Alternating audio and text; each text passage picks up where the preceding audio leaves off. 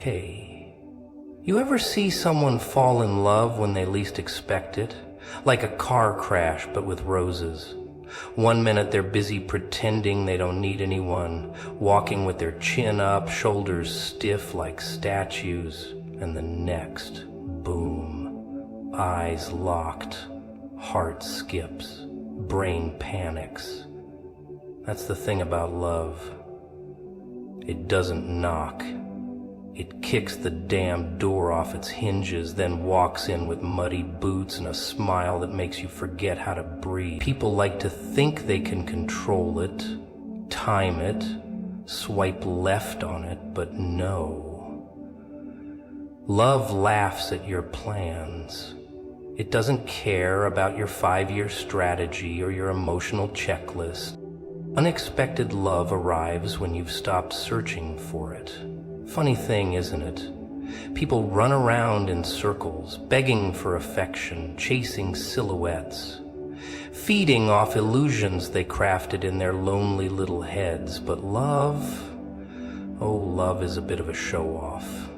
It's not the polite kind that knocks on your door and asks for permission. No, it barges in, uninvited, messy, wearing mismatched socks and laughing like it owns the room. And the joke is, it does. You don't get to plan this one. You don't write the script. You're just the actor who's been thrown into a scene mid-chaos, and your lines? Improvise. See, when you're begging the sky for someone to hold, you're noisy. Desperate noise, echoing through the universe like a broken violin string. And the universe, it doesn't like noise. It likes silence. It likes stillness. That strange calm after you've given up, after you've kissed the void and said, "Fine, I'll rot alone." That's when it claps its hands and says, "Now they're ready." Love doesn't come to the clean ones, the ones who follow the map, the ones who color inside the lines. No, it finds the ones with coffee-stained hearts, torn diaries and midnight cries, the ones who stopped believing but kept walking anyway. It finds the broken and laughs with them, not at them. It finds the loners who threw out the idea of a fairy tale and replaced it with survival. Then it tiptoes in and says, "You ever seen someone realize they're loved, truly loved? It's not like the movies. There's no music, no slow momentum. Just panic, absolute panic, because it doesn't make sense. Why me? Why now? What do they want?" The mind starts spinning its riddles, trying to sabotage the only thing that felt remotely real. Because we don't trust real. We trust pain. We expect pain.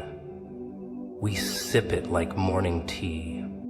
But then love, it doesn't run when you push. It doesn't flinch when you scream. It just sits there, smug, unbothered, like, "Are you done?" And slowly you start peeling off your armor, layer by layer. Sarcasm, gone. Bitterness, gone. The laugh that was more of a shield than a sound, gone. You find yourself soft again, and you hate it. You hate the vulnerability, but you also crave it. You're terrified of being seen, yet you're dying to be known. And here's the kicker. Love that shows up out of nowhere, it doesn't ask for perfection. It doesn't need a version of you that's been polished for public viewing. It wants the version you hide.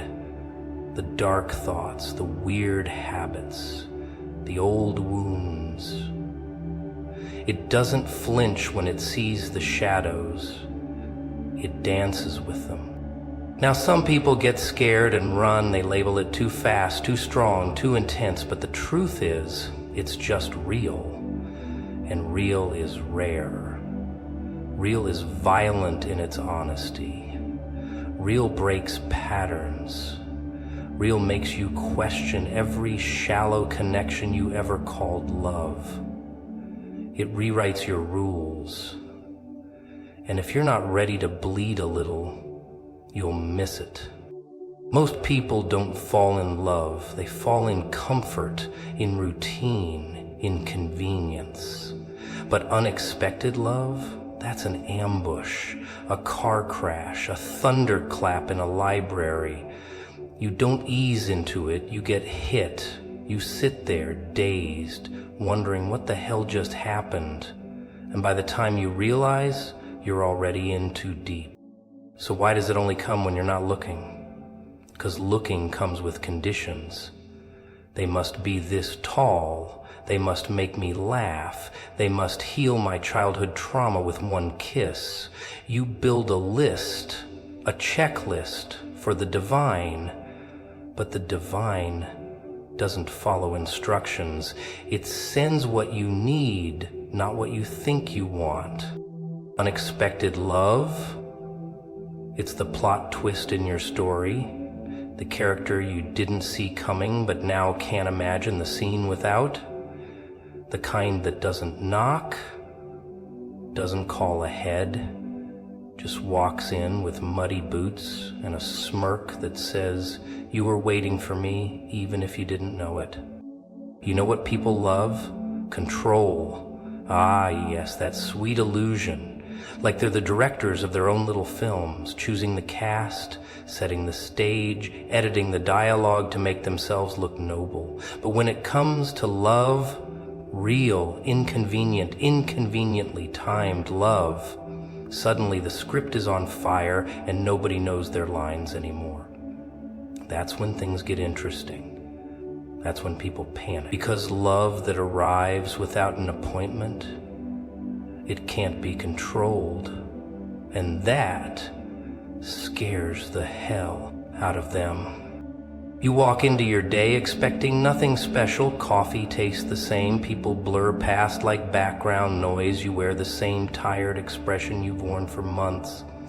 And then boom, one look, one voice, one stupid coincidence, and your world glitches. Not explodes, glitches. Like reality just tripped over itself and you're the only one who noticed. You start questioning everything, your plans, your past, your peace. Because peace, you've realized, was just a word you used to justify being numb. Unexpected love is the glitch in the matrix. It shows up when you're emotionally bankrupt, when you've already convinced yourself that romance is a scam sold by poets and playlist makers. You're just trying to survive, not star in some grand emotional opera. But here it is anyway, tapping on your shoulder like, tag, you're it. And suddenly your thoughts are hijacked. You're checking your phone too often, replaying conversations that weren't even deep, laughing at jokes that weren't even funny. You hate it, but you love that you hate it. People always say timing is everything, but they forget everything in life shows up off schedule. The best things, never on time. You don't find love when you're ready. You find it when you're raw, when your heart is bruised and your faith in humanity is on life support. That's when love decides to barge in like a drunken friend who forgot their keys. It's inconvenient, it's messy, and it's absolutely perfect in the way disasters often are. Because what makes this kind of love different is that it doesn't give you time to pretend. You're caught off guard, vulnerable, unfiltered.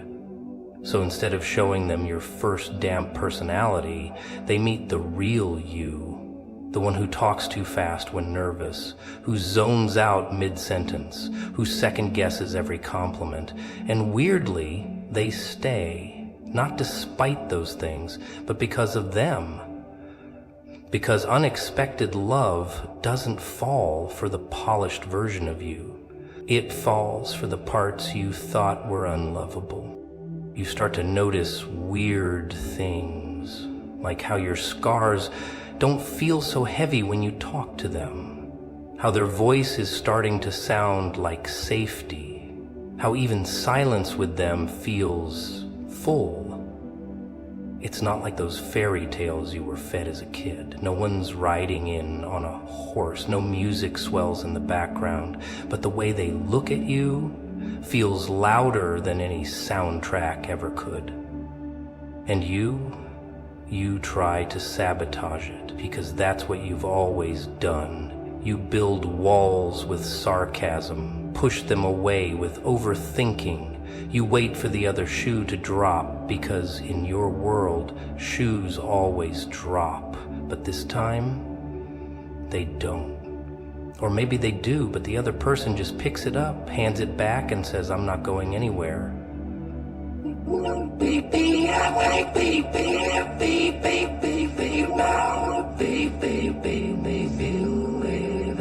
This isn't recycled heartbreak. This is new, unwritten, terrifying. It's wild how someone can become a part of your routine without asking, how their laugh becomes your favorite sound, how you memorize their expressions like they're verses in a sacred book. And still you act like it's temporary, like if you don't name it, you won't lose it. But deep down, you know. You know this wasn't random, this wasn't luck. It was design disguised as coincidence. And maybe the funniest part in all of this, you weren't even looking. You'd sworn it off. You'd written angry journal entries about how love was a scam. You'd raised your middle finger to every romantic movie, and just when you were done, truly done, life whispered, now. Because sometimes the universe waits for you to stop begging. It waits for you to stop pretending. It waits until you're so stripped of illusions that only truth can reach you. Then it sends someone who doesn't just say the right things, they feel right. Someone who doesn't fix you, but makes you want to fix yourself. Not for them, for you. Because love that sneaks in through the back door of your life doesn't come to save you, it comes to wake you up. And once you're awake, you start to see everything differently. Food tastes better, music hits harder, even pain feels more honest.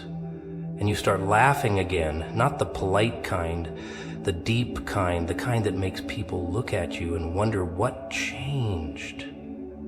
But you won't tell them. Because how do you explain that your heart was hijacked and you're glad it was?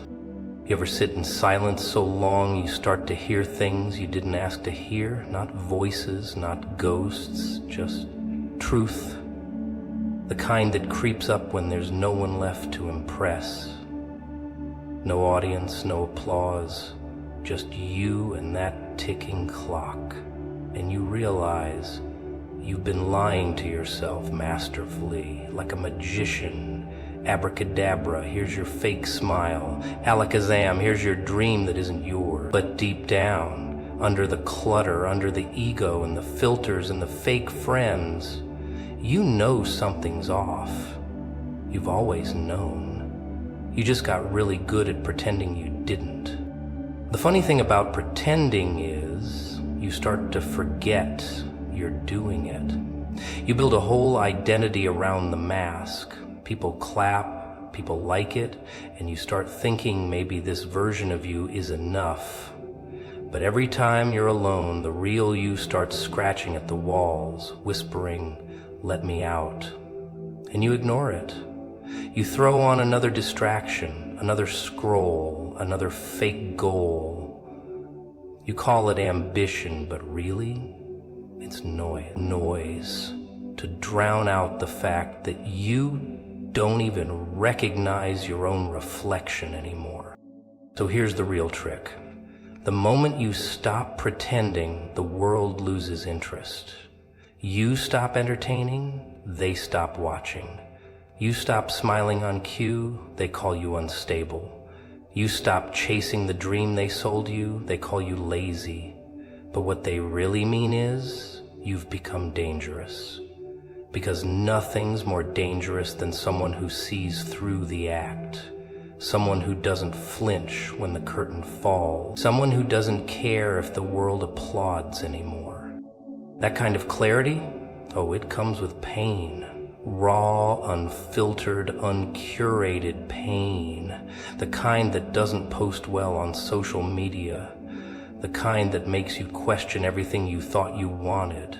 But that pain, that's real. That's where the shift starts. Not in the fake wins, not in the highlight reel. It's in the breakdown, the silence, the madness. That's where rebirth begins. Ever wonder why the world loves keeping you busy?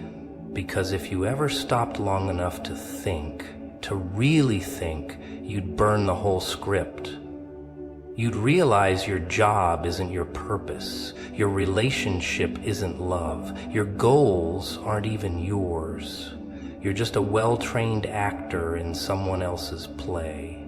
So they keep you running, chasing, achieving, competing, dying slowly with a smile.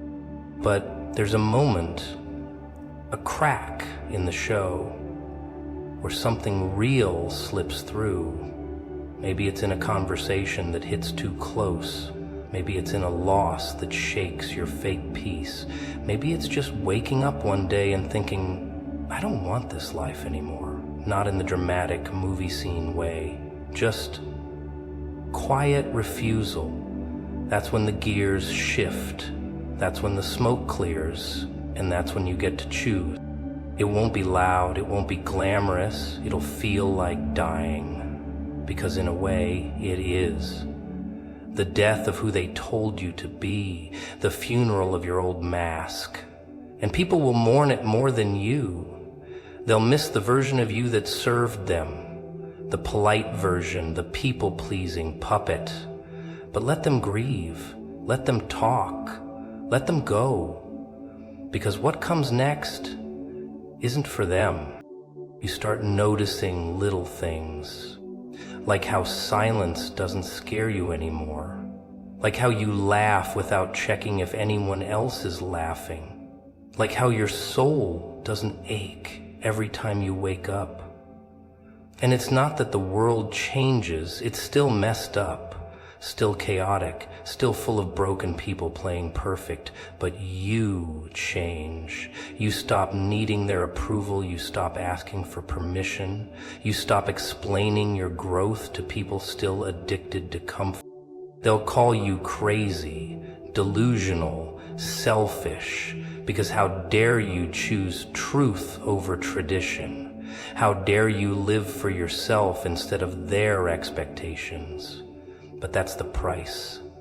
Truth costs, freedom costs, real joy costs. You'll lose people, opportunities, even your old self. But what you gain, oh, it's priceless. You gain you, the version of you that doesn't flinch, that doesn't shrink, that doesn't wait for the world to clap before it dances. And suddenly, you're not tired anymore. Not because life got easier, but because you stopped dragging around the weight of lies. You're lighter, sharper, more dangerous, because a person who walks in truth is unpredictable. They can't be manipulated, they can't be guilted into smallness, they can't be bought. And in a world built on control, that kind of soul, that's a glitch in the system. So go ahead, be the glitch. Let them stare. Let them whisper. Let them wonder what happened to the old you. Don't answer. Don't explain. Just smile.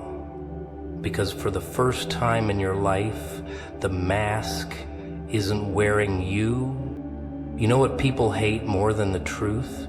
The moment they realize you've known it longer than them. Oh, they squirm, they twitch, they try to laugh it off, but their eyes give it away. You've seen too much, you've heard too much, you've felt too much, and now you speak like someone who's no longer asking for permission to exist. That makes them nervous. Because you're not playing the game. You're flipping the board and daring anyone to pick the pieces back up. They teach you to wait for the sign, wait for the green light, wait until it's your turn. They'll dress that prison up in pretty words like patience, timing, and strategy, but what they really mean is, wait until we say you're allowed. And people do. They wait their whole lives. For love, for freedom, for a dream they buried under bills and opinions. They wait so long they forget they were even supposed to move. You ever see a bird in a cage that doesn't try to fly even when the door's open? That's what waiting does. It trains you to forget you ever had wings. So when opportunity finally shows up, masked as chaos, dressed in uncertainty, you freeze, you second guess, you sabotage, and then you call it fate. You call it bad luck. But really it's fear, the kind that's been spoon-fed since birth. They told you not to trust your gut, not to rock the boat, to be realistic, be grateful. Translation, play small, stay safe, don't scare the sheep. But the wild in you, the part that knows something bigger is calling, it never dies. It just gets quieter, becomes a whisper in the dark, reminding you that comfort is a coffin with velvet pillows. Soft, yes, but still death. And then comes the moment, that flash of clarity, the lightning bolt that splits the sky wide open. It doesn't come wrapped in a ceremony. It doesn't come with applause. It comes in silence, maybe after a breakdown, maybe after being abandoned, maybe while staring at a wall wondering how the hell your life ended up here. But it comes, and it says, go now. No context, no map, just go. And you feel it in your bones, even if your brain screams, this doesn't make sense. Because it's not supposed to make sense to a system designed to keep you asleep. It's supposed to feel like madness, like rebellion, like jumping from a plane and trusting the parachute will show up mid-air. That's how it works. Destiny doesn't ask for a plan. It asks for obedience, not to people, not to rules, to that voice, that internal alarm that's been screaming behind your smile, begging you to stop waiting. But of course, the moment you choose yourself, the world gets loud. People question you, doubt you, say you've changed, as if that's a bad thing. They liked the version of you that was predictable, palatable, pliable. Now that you're unpredictable, they call it unstable, because they can't control someone who's finally aligned. And control, that's their drug. You start walking different, talking different. You stop filling silences with nonsense. You stop justifying your dreams. You stop shrinking in rooms where your soul no longer fits. And suddenly, your life becomes unrecognizable. Not because you found some magic formula, but because you finally stopped asking for permission. People say, but what if I lose everything? And I say, good, lose it, burn it down. If it wasn't real, if it was built on fear, if it only existed to keep you small, lose it. Because what's waiting on the other side of that fire is real. Uncomfortable, yes. Unpredictable, sure. But real. And real is rare. Real is dangerous. Real is where freedom starts. You'll lose friends, you'll lose fake love, you'll lose the illusion of safety, but in return, you gain clarity, purpose, peace, the kind that doesn't depend on anyone else's validation, the kind that can't be bought, only earned, the kind that makes people wonder what you've seen, what you've survived, why you laugh the way you do now, like someone who's danced through fire and came out grinning. It's not a straight path, it's not a neat journey, it's wild, messy, full of setbacks that feel like betrayals, but every twist, every fall, every detour was dragging you closer to this version of you, the one that doesn't flinch, doesn't fake it, doesn't need a script, just shows up, scars and all, and says, I'm not waiting anymore. They'll call it ego, call it pride, call it crazy, let them. Because while they're busy pointing fingers, you're building a life that doesn't need approval to thrive. A life where you're the one holding the pen, writing your own rules, tearing up the old ones and laughing as the ink drips from your fingers like war paint. Because war it is, not with them, with the old you who almost believed the lie that you weren't enough. They tell you to chase your dreams, but only if those dreams fit inside a box they built for you, wrapped up in shiny labels like normal, acceptable, successful. But what if your dream doesn't come in a suit and tie? What if your dream shows up in ripped jeans with wild eyes, carrying a backpack full of chaos and truth? They don't want that version of you. They want the tame one, the digestible one, the one that says yes and smiles while slowly dying inside. That's the version they clap for, but the real you, that one makes people nervous. Because real can't be controlled. So you hide it, you shrink, you play along until one day you look in the mirror and realize you don't even recognize yourself. You're just a puppet on strings, nodding in rooms you don't belong in, laughing at jokes that aren't funny, pretending to be fine when your soul is screaming for something more. And that scream, it doesn't go away. Oh, it will wait. And it will whisper louder each time you ignore it, until ignoring it feels like suffocating. People think being chosen means being celebrated like some parade of confetti and applause. No, no, no. Being chosen is lonely. It's confusing. It's waking up at 3 a.m. with your heart racing and no clue why. It's walking away from things everyone else would kill for. It's saying no when every part of you wants to say yes, just to make it stop. But you don't. You can't. Because somewhere deep inside, you know you weren't born for average. You weren't made to blend in. You were built for something louder, messier, more dangerous. And that scares the hell out of people who've made comfort their God. You'll see it in their eyes the moment they realize you're not like them, that you're done playing by their rules, that you're not asking anymore, you're taking. Not in arrogance, in alignment. There's a difference. One shouts, the other just moves. And when you move like that, like someone who's seen behind the curtain, they panic.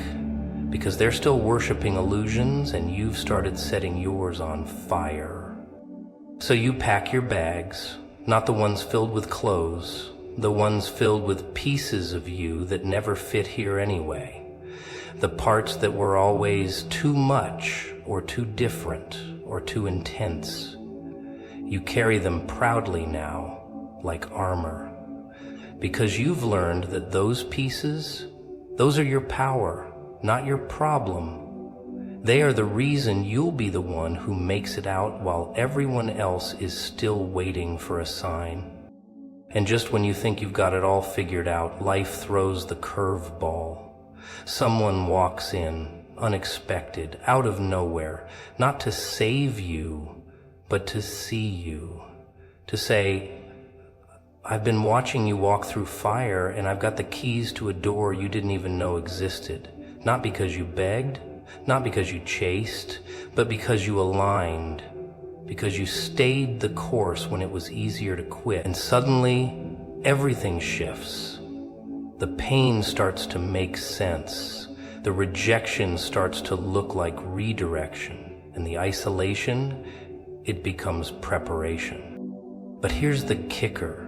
This person, this someone wealthy who's about to relocate you, they're not coming to rescue you. They're coming to partner with the warrior you became while no one was watching.